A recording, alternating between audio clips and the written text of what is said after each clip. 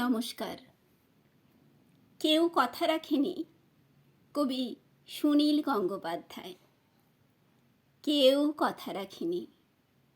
ছেলেবেলায় এক বষ্টমী তার আগমনী গান হঠাৎ থামিয়ে বলেছিল, শুক্লা দ্বাদশীর দিন অন্তরাটুকু শুনিয়ে যাবে।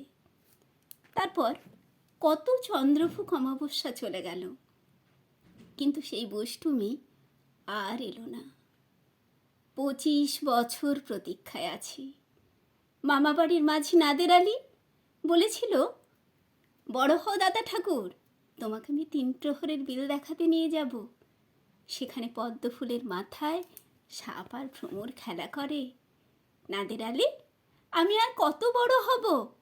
আমার মাথা এ ঘরের ছাদ ফুঁড়ে আকাশ স্পর্শ করলে তারপর তুমি আমায় 3 প্রহরের বিল দেখাবে? একটাও রয়্যাল গুলি কিনতে পারিনি কখনো। লাঠি লজেন্স দেখিয়ে দেখিয়ে চুষেছে লস্কর বাড়ির ছেলেরা। ভিখারির মতন চৌধুরীদের গেটে দাঁড়িয়ে দেখেছি ভিতরে রাস উৎসব। অবিরল রঙের ধারার মধ্যে সুবর্ণ কঙ্কন পরা ফর্সা রমণীরা কত রকম আমোদে হেসেছে। আমার দিকে তারা ফিরেও চায়নি। বাবা আমার কাঁধ ছুঁয়ে বলেছিলেন, দেখিস একদিন আমরাও। বাবা এখন অন্ধ। আমাদের দেখা হয়নি কিছুই। সেই রয়্যাল গুলি, সেই লাঠি লজেন্স, সেই রাস উৎসব আমায় কেউ ফিরিয়ে দেবে না।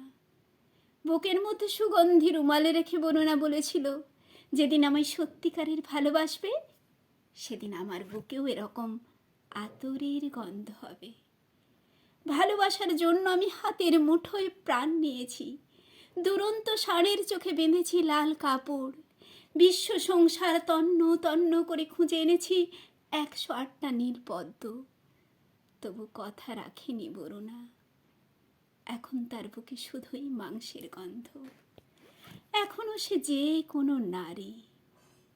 কেউ কথা রাখেনি। 33 বছর কাটল, কেউ কথা রাখে না।